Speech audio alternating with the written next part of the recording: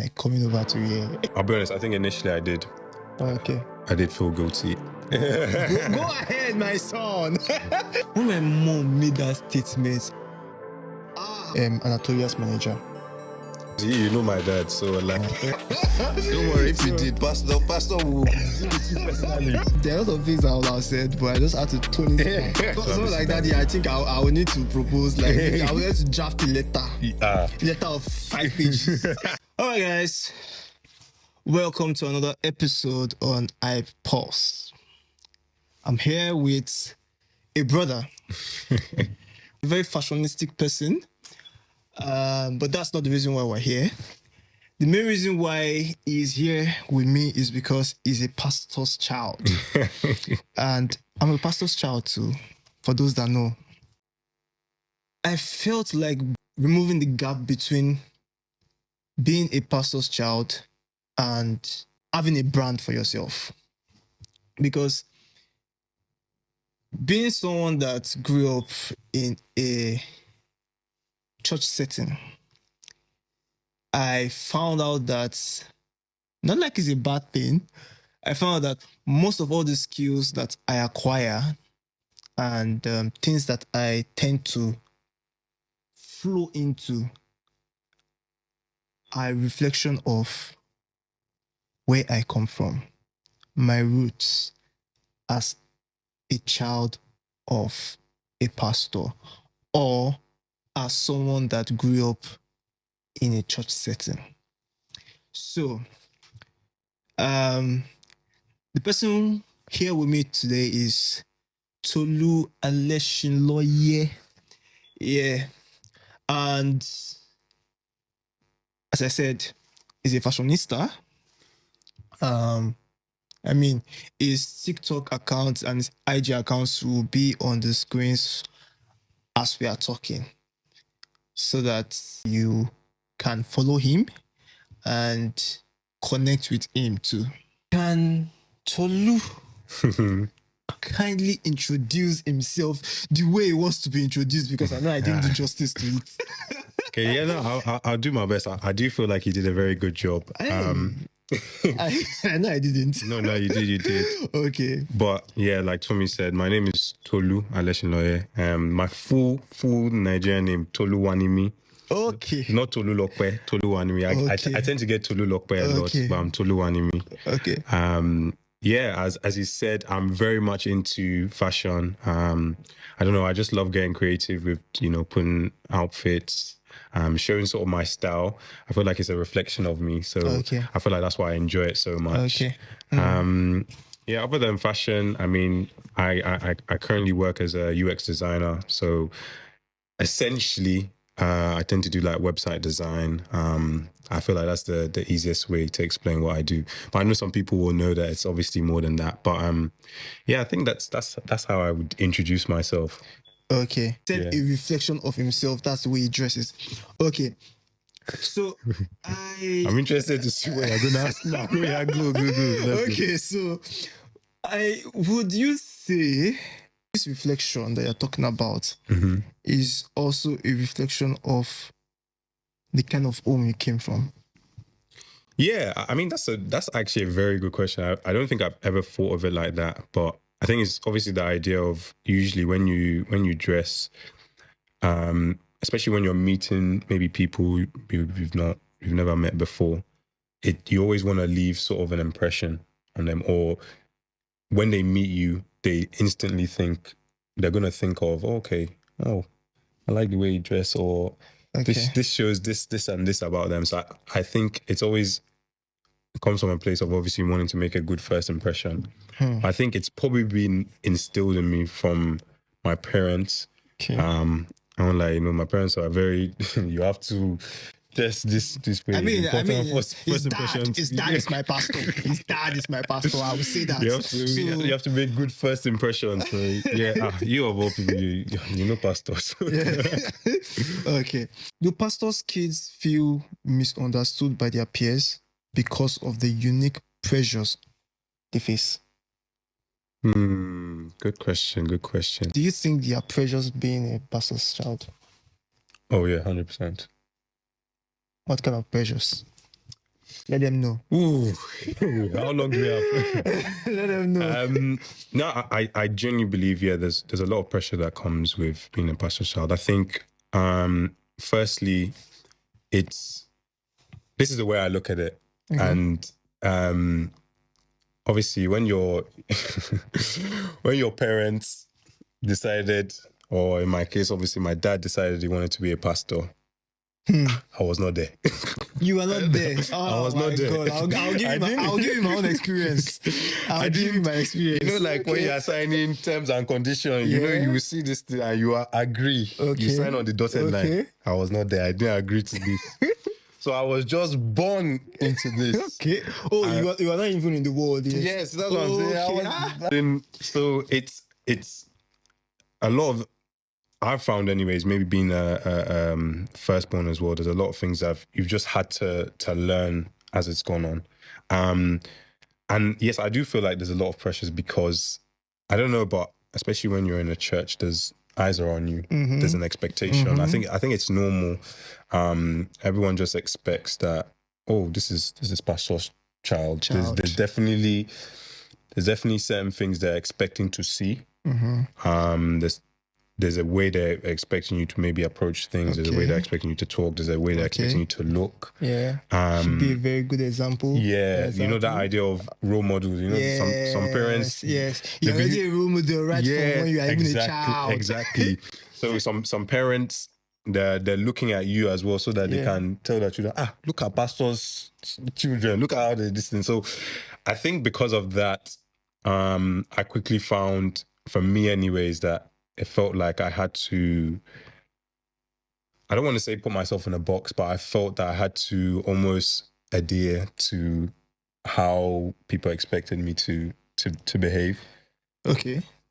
So I don't know. Like it didn't, in certain areas, it didn't allow me maybe to at times fully express myself in the way maybe I would have liked to. It was more like, you have to fit into this sort of box, and just go with it. So, in short, now, are you saying that your life or the way you are, your character is already patterned according to a particular, is already going according to a particular pattern?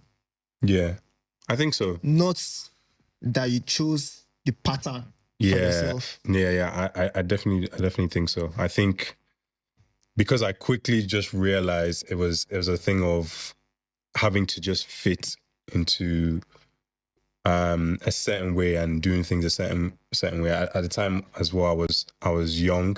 Okay. Maybe it's because of the way I am as well. Okay. Like if you were to get my brother on this, he would definitely give you a different. I feel like I'm still going to have to interview that guy. You would definitely get a different view on things. Okay. And I think part of that as well is it may be to do with maybe me being the firstborn and him being the secondborn. So I think that definitely plays a role in things. But yeah, I definitely felt at times, because maybe I wasn't, like I mentioned before, I wasn't able to fully express myself. Mm-hmm. It felt like there was more of a strict and like, oh, you're a pastor's child, so this is the way. This is what pastor's children are expected to do. And I felt like I was just almost put in a line and just expected to follow that. So yeah. I mean, basically, me. Let me give. Yeah, I was gonna say. I actually want to hear from you as well. I don't do this. I don't talk about myself when I interview people, but I'm going to, because I think we are coming from the same background. So let me give you my own story. My father got ordained, and he came home straight from Lagos. So I'm even noticing you. So yours is even, your story is even slightly different from mine in terms of.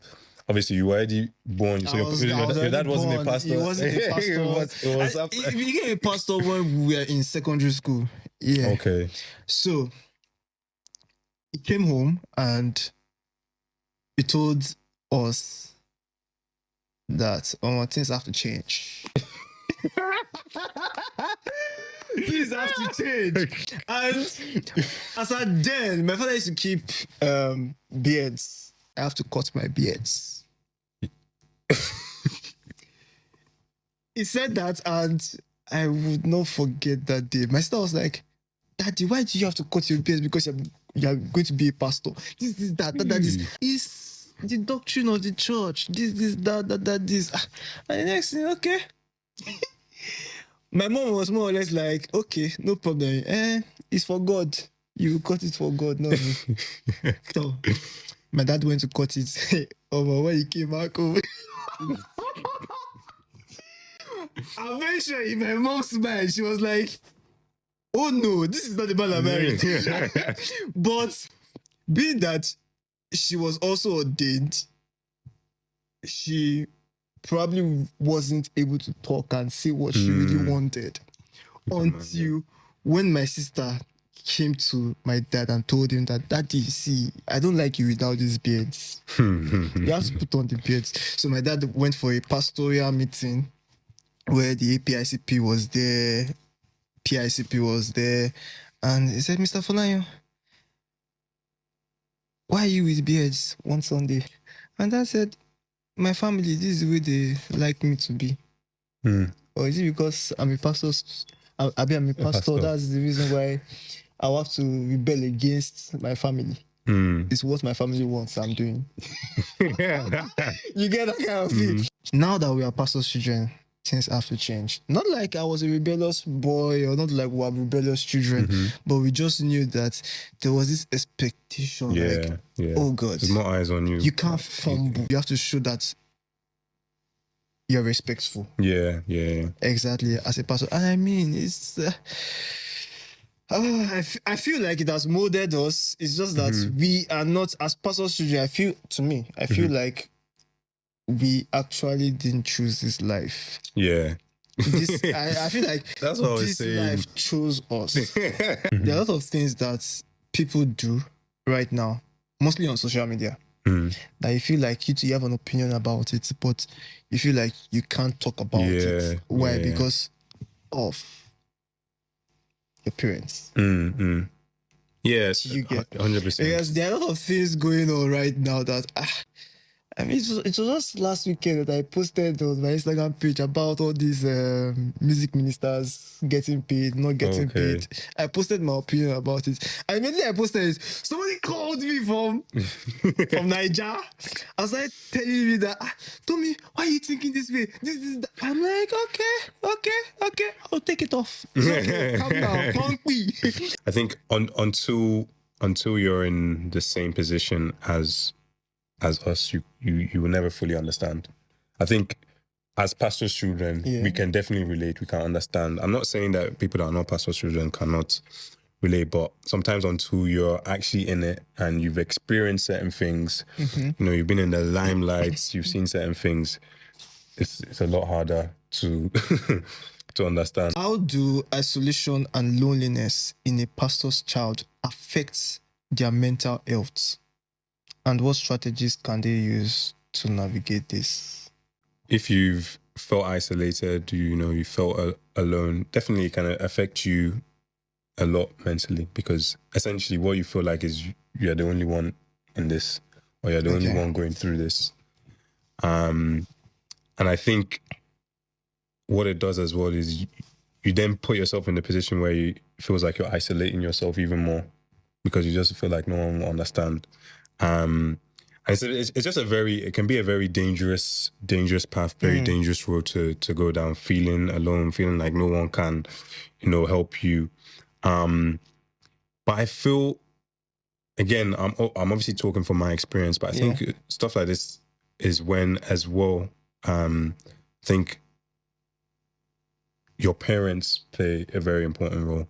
I think I was fortunate enough that, I'm close to both my parents. Obviously, I'd say I'm closer to my mom, but along, this whole process and all the pressures or everything that's come with being a pastor's child, I've been able to speak with my mom. I'm able to speak with my dad. It's that thing of being able to at least, have a conversation with them. Okay, I feel like this is unfair, or I feel like this feels a certain way. and at least hearing from them.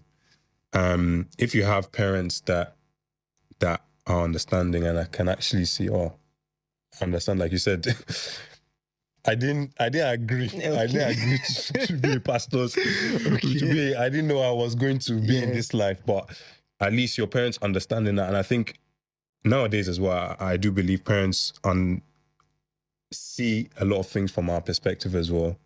So they understand that the pressures that come with stuff. So at least being able to relate with them, being able to speak with them can definitely help in this whole process. Again, I know obviously I wasn't an only child, but especially for PKs that are our only child, I think it's very important to have that good relationship with your parent. If not only are you feeling you're already feeling isolated as a pastor's child, and then it now feels like you're not close with your parents as well, and you're going like, I'm having to go through this all alone. I think it's a very, very slippery slope, and you tend to find that sometimes if you don't have sort of either people you can rely on or people you can talk to, whether it's your parents, whether it's friends, you can go down a very, very dark path. And instead of in a place where you want to be closer to God, they can actually drive you away. I know I've had times and experiences where it felt like that. If I was to even get into that, like that in itself is another. Okay. See, I was led by the Spirit. That in itself was another story. But yeah, I just think it's important to, although the pressures that come with it, to not isolate yourself. I think your parents, they will understand. And even if they don't, I think it's being open with them and at least opening up to them, like, this is how I feel about this. Yeah. At the end of the day, your parents love you. They don't want bad for you. So they would definitely, relate to you, help you in ways that can help you when you're feeling a certain way about maybe the pressures, or just in terms of just feeling lonely. Yeah, it's definitely important, I think. Yeah. Okay. So he said going down a very dark path. Okay. So that's I feel like jumping to that section. Okay. And that section is going to be rebellion and resentment.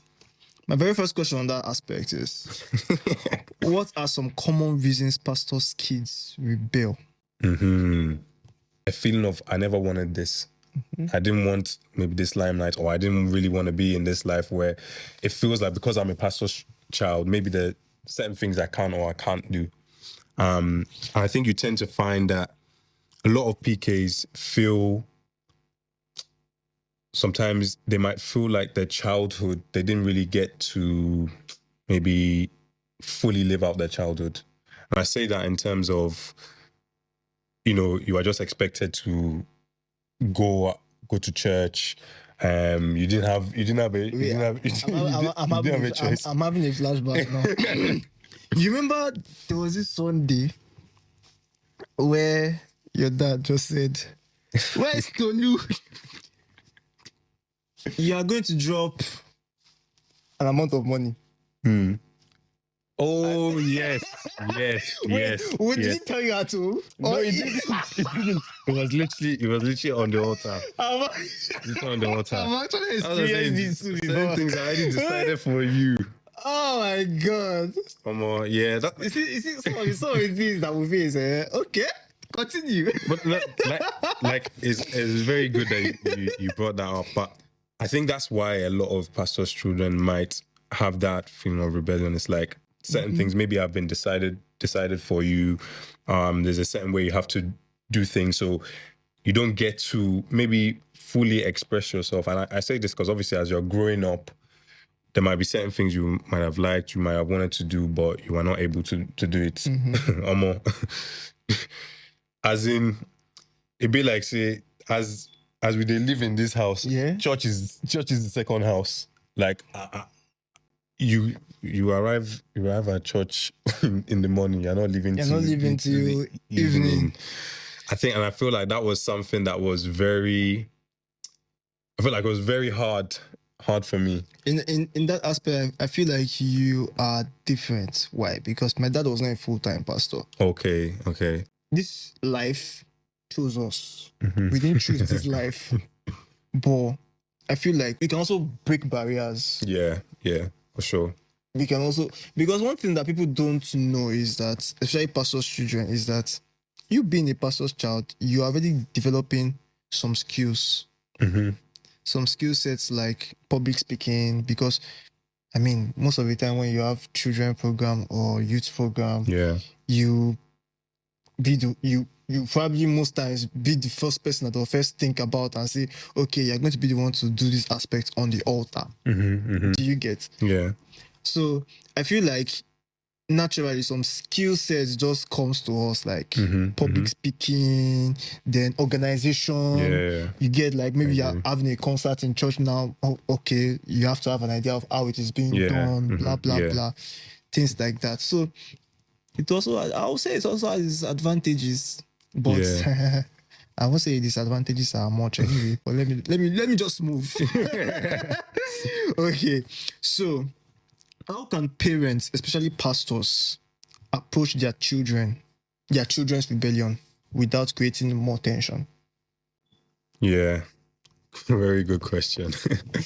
I think it's again, it's something I touched on earlier. I think it's just that relationship with your child. I think you have to have that a set relationship with your child, not just.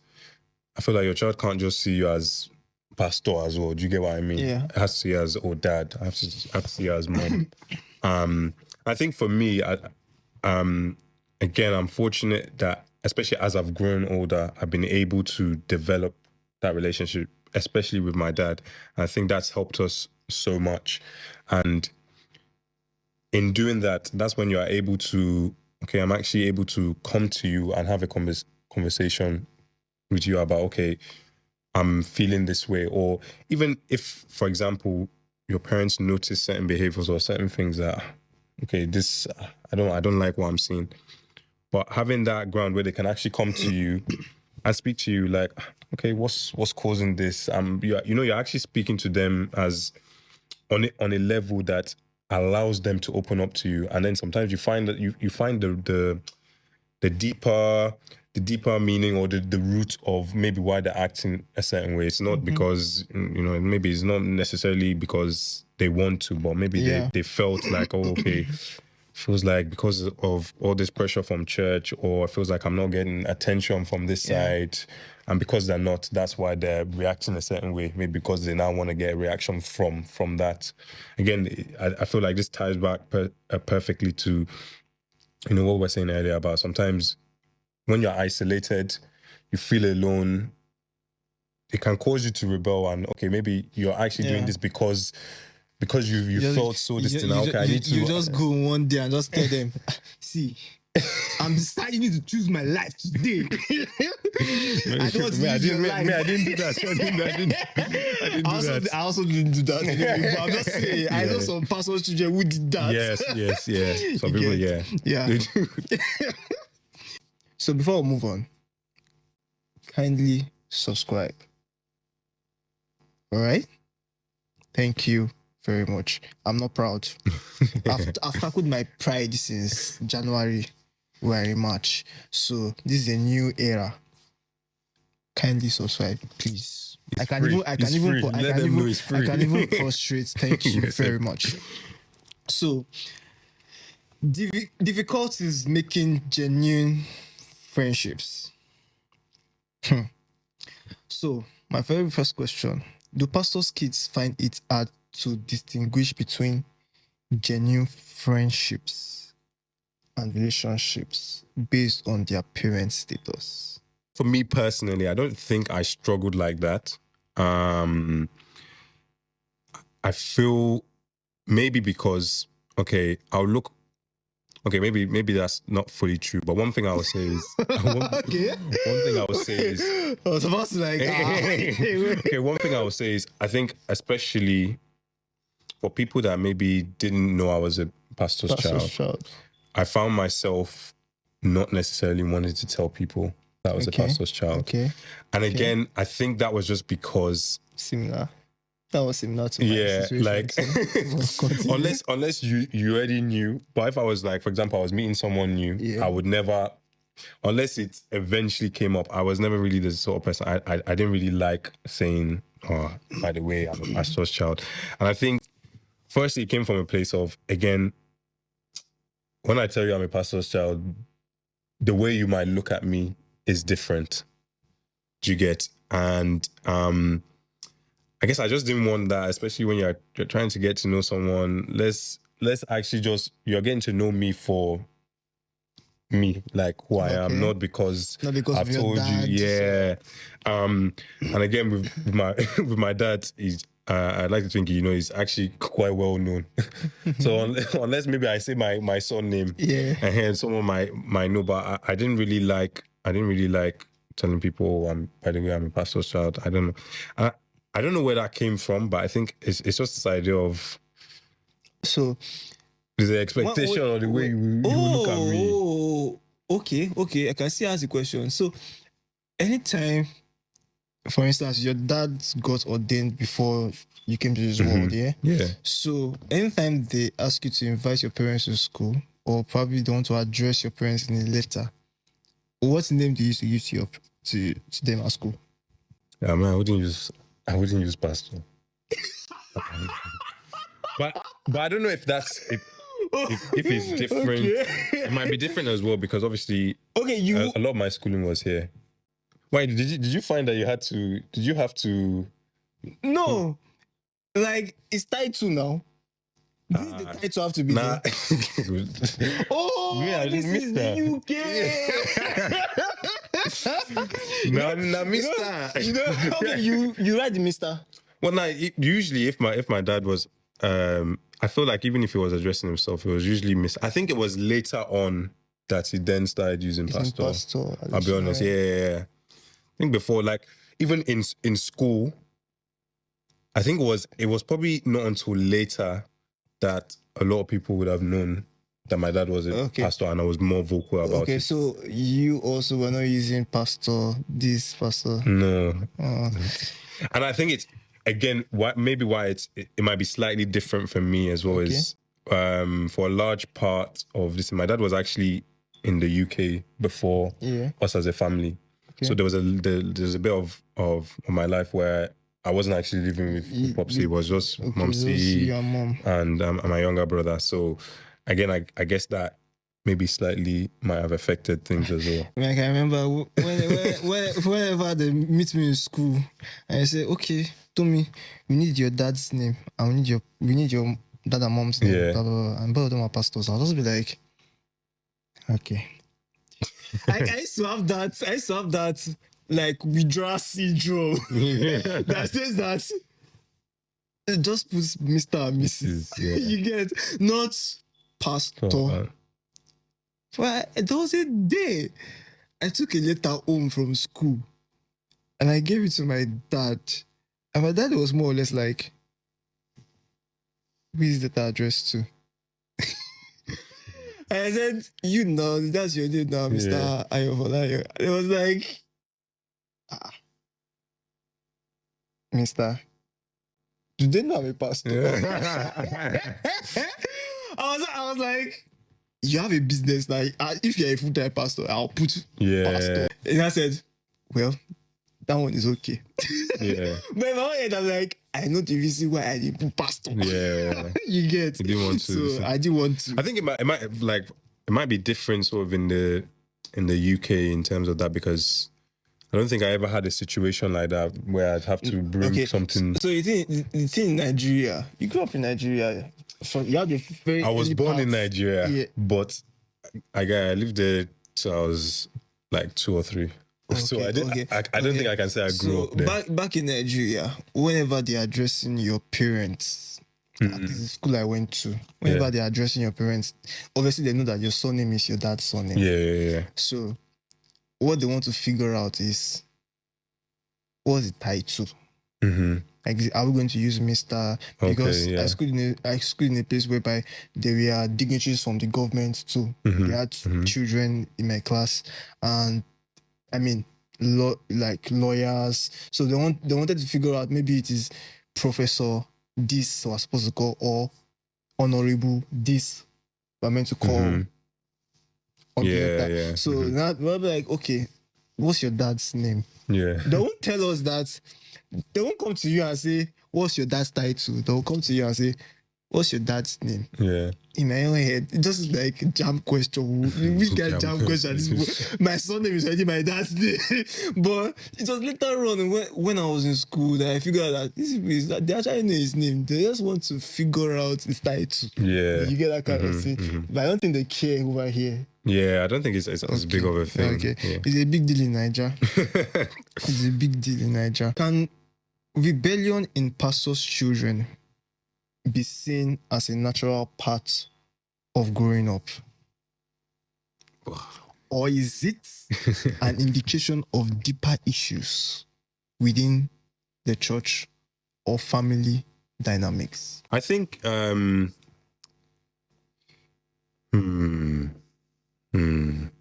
think it can be a bit of both. Okay.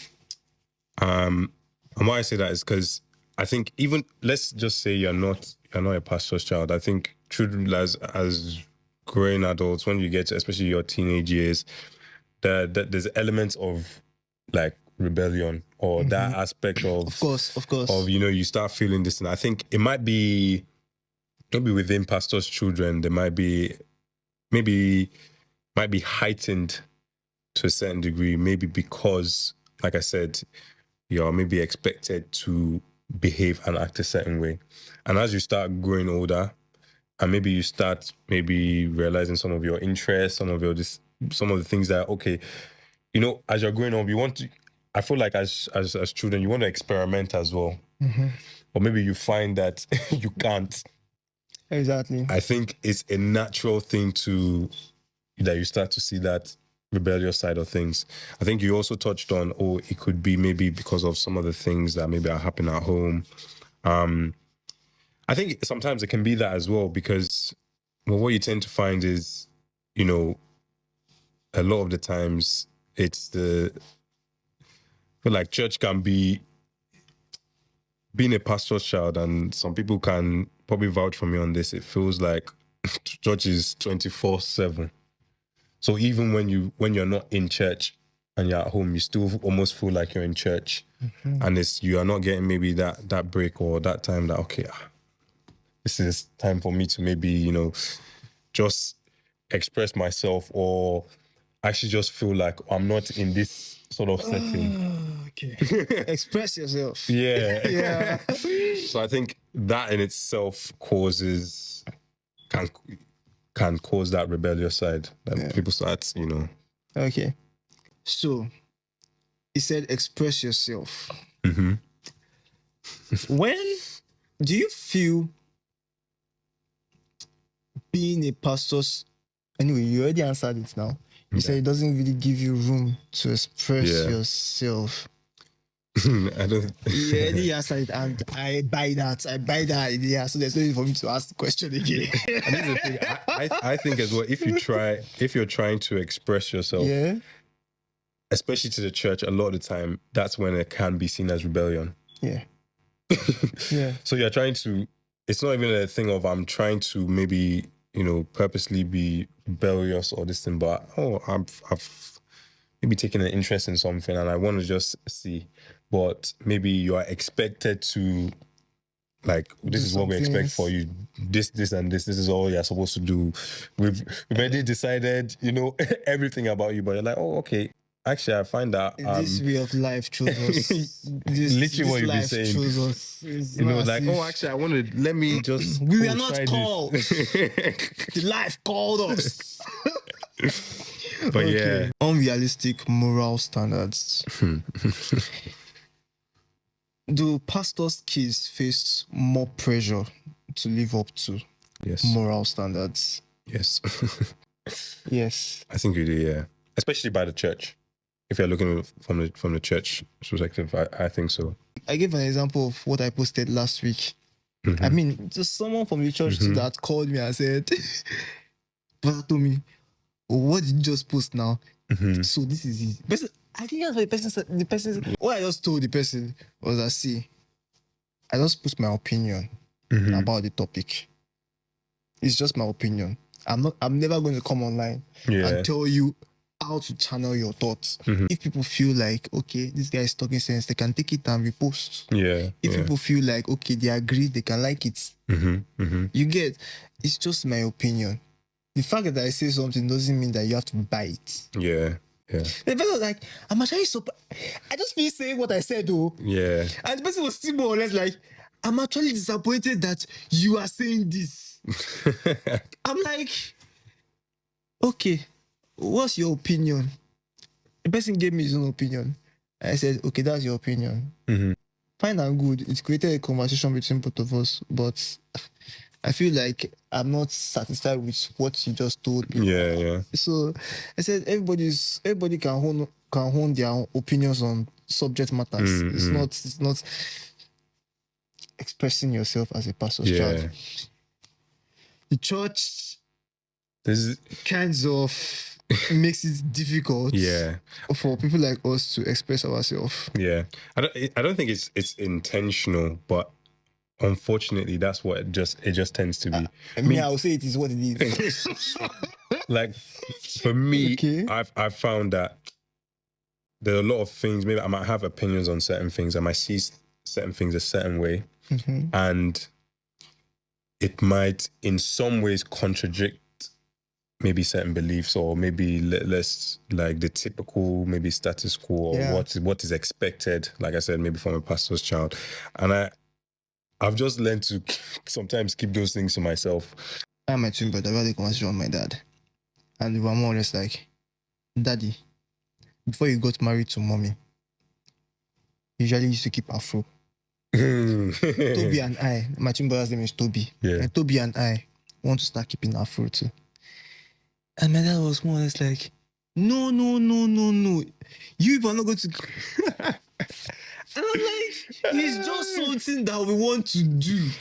You get that kind of thing? It had to take my mom's intervention to now say, she be to you did it when you were young. Let these children to do their thing. We entered the university and some people from church were already looking at us like, you people are already keeping You're up. You're already keeping up. You are doing this. And you are doing fine boy. You are doing fine guy. And I'm like, so I had to tone it down a little bit. I had to tone it down. Then it came to beards. My mom said, see, in the Folayon family, that here is one of their identity, more or less branding. Like Folayon family, that's my family. It's more or less like an identity. Like all of us in the Folayon family we usually have here. My sister has long hair. My cousins have long hair. So those that don't want to keep hair is because they don't want to keep hair. Or those that you won't see hair on them is because they don't want to keep hair. So the provincial pastor was like, no, now, they are children of God. Why are they keeping beards? Like, the provincial pastor's wife who gave us name, Alpha Jesu. My twin brother. Anytime we go to the province for a meeting, because at the point in time, I had to, like, we the children, we had to stay back. I don't think you have that experience because you're in the UK, whereby you have created a kind of bond with a particular church. I think that your pastor has led, like that your dad has led. Yeah. So now they transfer your dad, and you now feel like, man, I'm moving again. I've not. Yeah, it's not really as that experience is. I can imagine. Oh my God, that's one of the reasons why I don't like.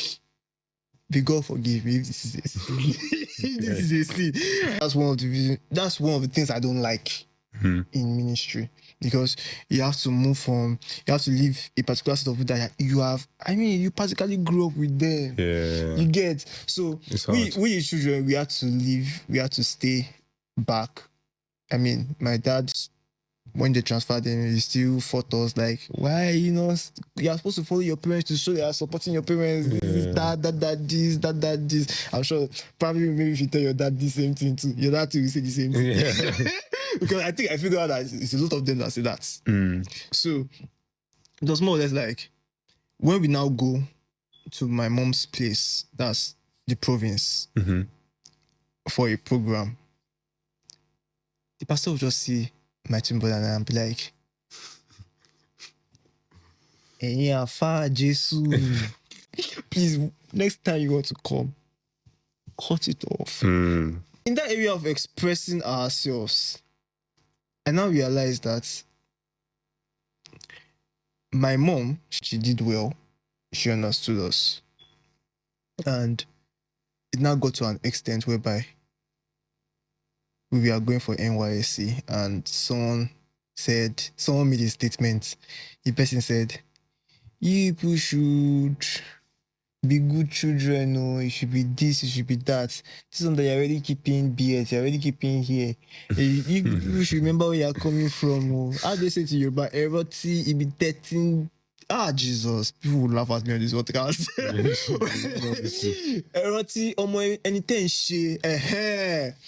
So, more or less like, remember where you are coming from, remember your roots. My children didn't go wayward when they were toddlers or when they were teenagers. You get, they obviously cannot. I mean, when my mom made that statement, I was more or less like, thank you. This woman actually knows our children. Because there are a lot of pastors that assume they know their children, but in the real sense, they themselves, they know that they don't know their children. They don't, There's this influencer I was watching last week, and she's a Christian influencer, Eli Malunda, Anatoria's manager. She said something last week. She said, church life balance, that people don't talk about it. Yeah, I definitely agree. Do you understand what church life balance means? Do I? Yeah. Me personally, I do. Okay. I don't think let's not go into that maybe topic. not every. I don't think everybody else does. A lot of pastors don't understand this, but I mean, let's just leave it to that table. Let's leave it like that. So, how can pastors ensure that their children don't feel like failures when they make mistakes?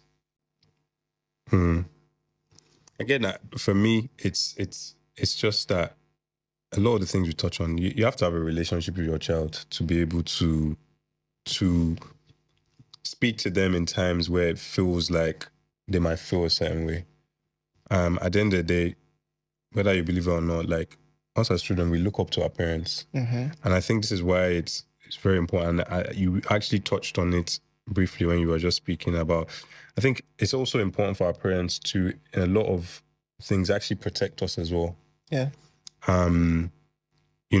Being able to, okay, yes, there's this expectation and that expectation, but ultimately, when we were growing up, we were still children, still getting into this thing. They came into the life. Yeah, so they didn't pick the life. I think it's just important for parents to be able to protect, their children as well from all these expectations. I think, like you said, for you not to feel like a failure or in whatever you're doing, your parents being able to, have that conversation with you, being able to let you know, guide you in the areas that you need, helps a lot. If you're hearing certain things from your parents, there's no way you feel like a failure. But if your parents are, almost adding to the pressure or condemning you in certain areas, it can make you feel even like, wow, feels like I'm getting the pressure from the church as a whole. I'm hearing this.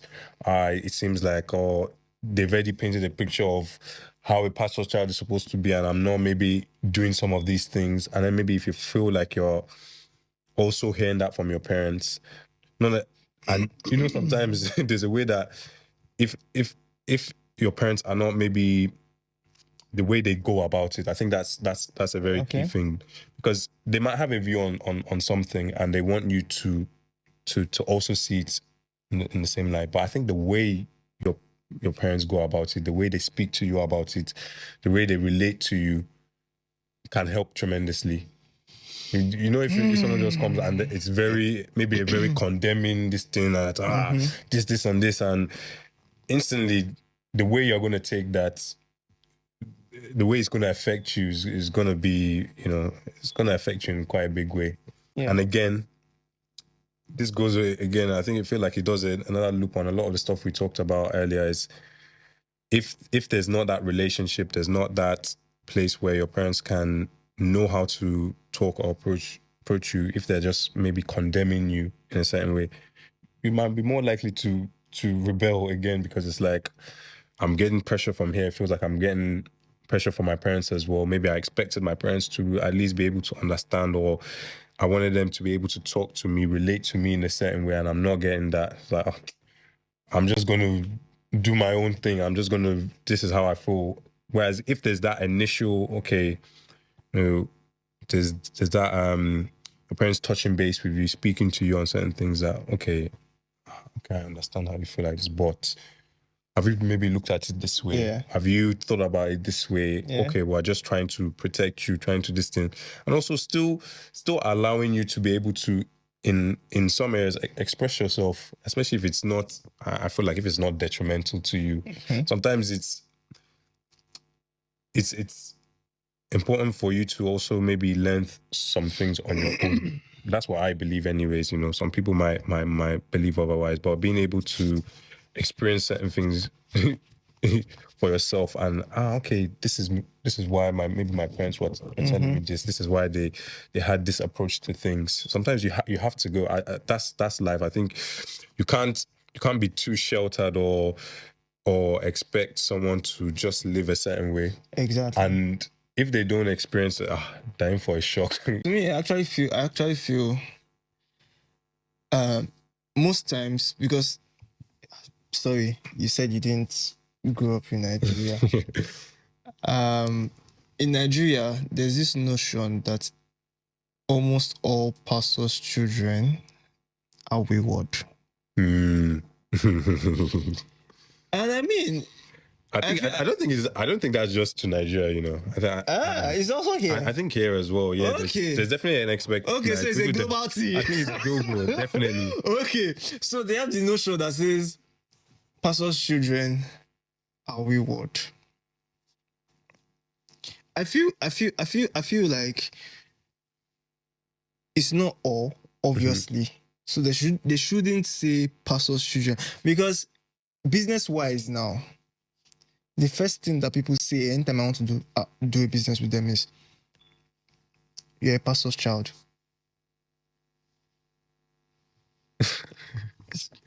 Why are you telling me I'm a pastor's child? Are you saying because I'm a pastor's child, I will have pity on you? Or are you saying because I'm a pastor's child, I have a tendency to scam you? Because most of my activities are online. You get? Or are you saying I have a tendency to scam you? So it now builds a kind of mental awareness to me, which is more or less like, I have to go out of my way to do some things that my colleagues are not doing, just to make sure that these people believe in me. Okay. Do you get that? It's more or less like an extra effort that I'm making just to make sure that people actually believe in what I'm doing. Yeah. Not just like any random person that just brings a business proposal to you and says, because in my own mentality, a lot of them think, obviously they say it, pastors' children are wayward. And most times, they tend not to want to give a pastor's child jobs, especially in Nigeria, because of the sense that he's just using that pastor. So he just said that because it feels like we know that his father is a pastor, that's the reason why it feels like we're going to give him this job. Okay. But I mean, I know some pastors' children are wayward too. They can scam you, and I've heard of that before. I feel like some people feel like they are living under their parents' shadows, being a pastor's child. Mm. Do you think that way too? Or do you agree?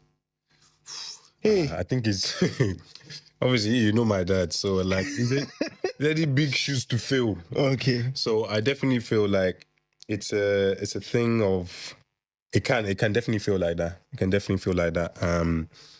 You know, it's that idea of because and I thank God for the life of my dad, you know, very great man. But yeah, he has accomplished a lot. Mm-hmm. And sometimes trying to even just reach, let's say 50% or just touch the hem of the garment of some of the things. Is that on social media? It's not. It's not like that. You see, if I tell you his dad is, it's powerful. It's powerful. That's one of the reasons why people say that people that actually have these things, that actually have power, are not on social media. Maybe pastor, he needs social media manager, someone that will handle all this. He needs one. Maybe when to me finishes school, daddy should just employ him.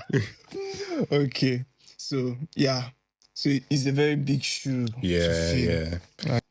It's kind of like we have to live inside their shadow. I think obviously as I've gotten older, now you're older, so it might be a different thing. Yeah, okay. But back then, yeah, it probably was. Yeah. Okay.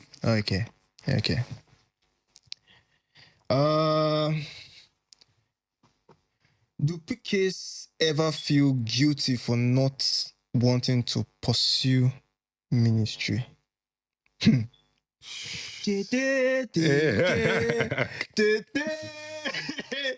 Right there, right now. I know there's someone that is feeling guilty. Okay. So for me personally, I think I'll be honest. I think initially I did. Okay. I did feel guilty, and again, it's literally on what we said before, because my dad has done so much. It felt like, you know, there was a big, like, it's for him to now just pass the mantle on to me, and then there's an expectation, and, you know, everyone is expecting, yes, because your dad has done this, and this, we're expecting big things from you. I would say I did initially feel guilty, but I think as with time, I don't personally feel as guilty. I think one of the things that I've realized and I think God has shown me is we're all called to do different things. Mm-hmm. So although my dad, you know, was called to this to ministry, it doesn't necessarily mean I will be called. Not saying that that's something I've said no to, but I think being aware of that, or at least being able to recognize that, helps a lot in this process, because before that, I would have just said that I did feel guilty, like, I need to be able to match up to this. I need to be able to do this. And if I don't want to do this, then the way people might look at me, or the way the church, or, you know, outside influence, the way they might look at you is almost like, it's a failure. You didn't follow this pattern. Yeah. Okay. But with time, I've sort of come away from that mentality. I think it's maybe in the past, like I said, I would have had that view on things, but now I think it's different. Your own man. Yeah. Okay.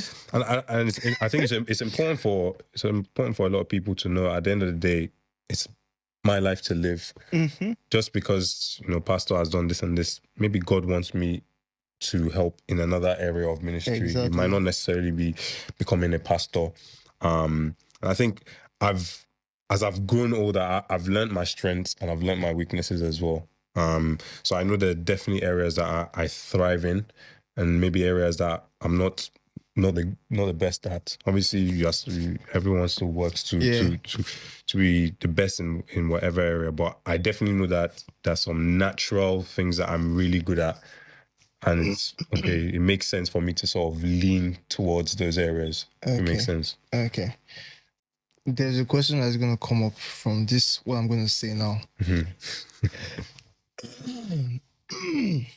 Before my dad was called into ministry, or before he was ordained, Mm-hmm.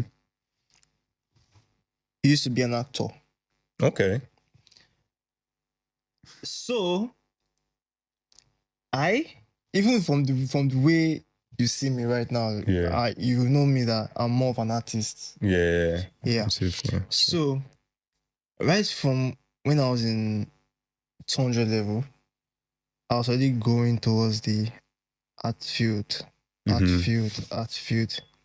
Because initially, before I entered the university, I told my dad, I said, I want to study performing arts.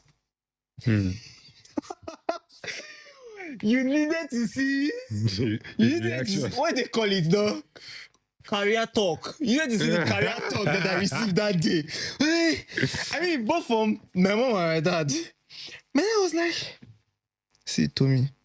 I mean, they sat me down. You know it's serious. Why do you want to be called? Why do you want to study performing arts?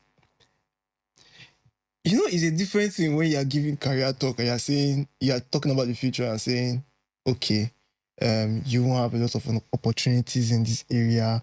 You are always streamlined. You get that kind of career talk. Yeah. But my own career talk was, you are a child of God. Wow. My dad was more or less like, there are a lot of rubbish that goes on in the back of the stage. And I don't want my children to ever face that kind of thing, or to ever go through that kind of temptations, or to ever go through that kind of lifestyle. I mean, my own career talk was different. It was special. Yeah. Ministry even has an upper hand, because once you just tell your parents that, Dad, the Lord is calling me, I want to go out to my church, I want to go and do this, I'll just tell you, it's the Lord. Go ahead, my son. I mean, I'm like, it's a slightly different ball game. It was now later on when I was leaving uni that my mom now started paying attention that no, see, this guy told me you're an artist. You're an artist, you get, because in church then I'll be in the drama unit. I was also the choir master, this, that. So a lot of art-like activities that I was fully engaged in. You're very creative. So she was more or less like, oh boy, you're the one that's supposed to follow. You're the one that's supposed to be following your dad's footsteps. So right now, almost everything I do right now is kind of tailoring myself towards my dad's path, because I feel like there is something in that space that my dad wasn't able to achieve during his time that I feel like I can achieve. Somebody said ministry is not a career. Let's not go into that topic. You know, that's the way Toby thinks. High expectations. Why do church communities often place such high expectations on pastors' children? Is this fear? So pastors' children. Obviously, my answer is going to be it's not fair. Why do they do it? I mean, that's a good question. Please listen to this one, because it is not fair. I agree, it is not fair. It is not fair. We are human beings like you people. Cut us the slack. Okay. One thing I would say is sometimes it might not be intentional. I think that's the thing I've come to probably learn. Like as I've just been going about things, I don't think it's necessarily intentional, but unfortunately it's maybe just the culture or the setting we're in that's sort of created that, and the expectation is just high. They're just like, they're almost expecting us to be perfect, and you guys, we can both attest to that. It's very hard. It's very hard to meet sometimes some people's expectation of, I'm perfect in every single area. But one thing I will say is I think it's definitely improving in terms of how people definitely maybe view pastors' children now. But I think that's come with probably, with information. It's probably come with people like yourself and myself we've had conversations with people where we've actually been able to like break down certain things, even just doing stuff like this, where you just give a bit more of an insight, so where people can understand a little bit more some of the stuff that we've had to go through, some of the things we've actually been through. I think it's definitely improving, and the expectations of, oh yes, this is how you have to be, and you have to, be perfect. Yeah. as soon as you've come out of the womb, you have to be perfect. I think it's definitely improving, but I pray I pray that it sort of continues along this line, because I think we're still in areas where there's definitely still that view. How can you deal with these pressures? How can I deal with these pressures? Yeah. Ooh, for me personally, again, it's probably having conversations with people. Again, trying to just let a lot of people know the reality of things. Mm-hmm. In terms of how I would internally deal with it, I think the way I've personally deal with it might have been different to a lot of people. I think there's a lot that I've probably just, as you would say, just taken it on the chin and just gotten on with it. There's a lot of things like I said, I might not have necessarily agreed with, or people might have said certain things, and I've just been like, I just want peace. I don't want problems. So I will just, okay, this is what you expect of me. Yeah. I'll do that, Mm-hmm. and I'll fit into whatever you want me to be, or how you feel like I should be. I think I definitely had that approach. Okay. In the start, I'm definitely improving. I'm being able to maybe speak up a little bit more and just educate people. Like, this is what you're expecting of me. Like, I need you to also try and put yourself in my position, because sometimes until you're in that position, you might not necessarily know. And some things aren't as straightforward. It can be even just some of the things we've touched about. We know how hard it can be to be, like, some of the challenges, some of the things we've gone through, especially as we've been saying, when you're growing up. And you have to remember, like, as we were going through a lot of this stuff, we're trying to make sense of the world as well. Do you know what I mean? On our own. Yeah, you're still trying to understand certain things, and you're receiving maybe certain information from people, and maybe you want to question certain things. Okay, why is it like this? And in some cases, instantly just shut down. They won't even let you expand, or okay, I'm trying to, not that I'm saying that I'm going to do this, but I just want to understand, oh, why is it like this? And sometimes the answer to is just like that. But I think as a whole, the community, church as a whole, is definitely improving. But I think, again, it's because of, it's all about us speaking out as well, having those conversations. Our parents as well play a key role in this, in certain elements. I believe protecting us as well. That at the end of the day, we're also humans. We're not supernatural beings. Yeah. We're not going to always be perfect. The mistakes are going to be made sometimes, but we learn from these, and we improve. So Okay, those are some of my views. I also ask you a question now that was came into this mighty head. Okay. Have you ever been approached? Don't mention the person's name, or if there is. That's if there is. Okay. Have you ever been approached by someone in church that you should borrow the person money, all in the name of his pastor's son is going to be able to assist me? Personally, I don't think I've really had an encounter like that. I don't think I've ever had an encounter like that. I think this pastor they go to, not me. Pastors in Nigeria, Jesus. Yeah, maybe it's a different thing, but for me personally, nah, I don't think I've actually. Okay, because it all boils down to expectations. Edo told me, please, I need this amount of money, blah, blah, blah, this is that. In my head, I used to be like, oh my God, this person, I know the person from church. Yes. Yeah. I just unconsciously feel that pressure, like, it's all, but that's the same, it's the same kind of pressure when that I feel whenever a person that I'm applying for a job knows that my dad is a pastor. You get, because I don't know what you're thinking. Yeah. Because you're probably thinking that I'm meeting you because I'm not qualified, and because you know that my father is a pastor. So I don't know where your head is at. Yeah. Right now. So whenever they come to me and meet me, I'll be like, well, Tommy, can you assist us with this? Can you assist us with this? I feel like that's where my saying yes to almost everything stemmed from. Yes. Yeah, I was like, okay, no problem. I mean, sometimes, Jesus, God, we suffered in Nigeria. sometimes you meet somebody and be like, I don't have anything right now. You be telling the person I don't have anything right now. The person will not say, okay, no problem. I'll follow you to your house after service. You get that kind of thing. So I feel like, Jesus, like this is like, so it now makes me now feel like we have to go the extra mile. Yeah. Either to please you guys or to prove to ourselves that yes, this thing is meant for us.